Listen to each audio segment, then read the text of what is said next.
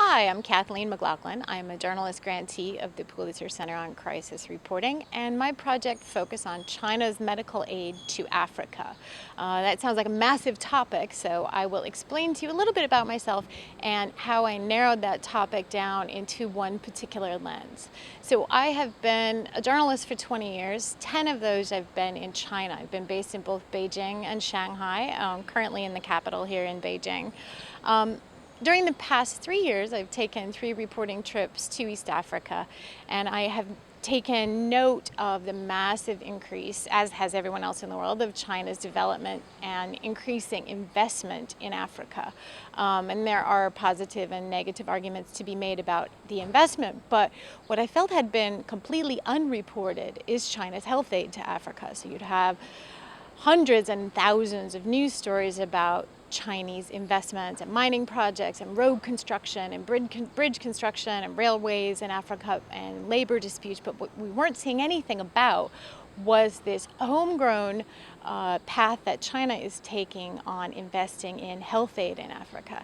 So what China has done is, instead of joining up with international conventions and funds that donate medication and life-saving medical supplies and hospital equipment and doctors to places in Africa that need them desperately, China is doing its own medical aid.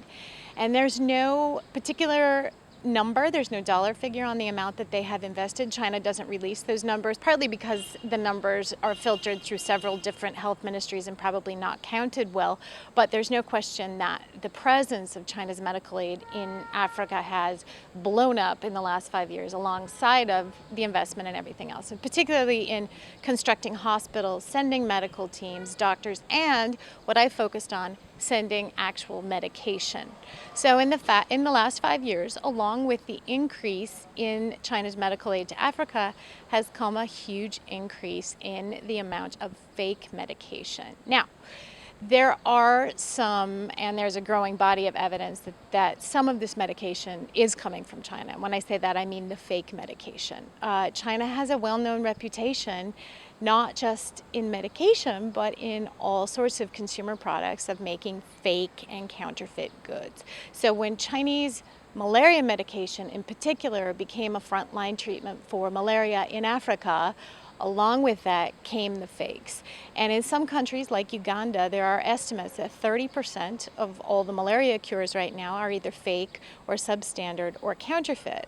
And when you're talking about a young child who has malaria, fake malaria pills can be deadly. So this is not just like taking a fake aspirin. This is actually a matter of life or death for some people.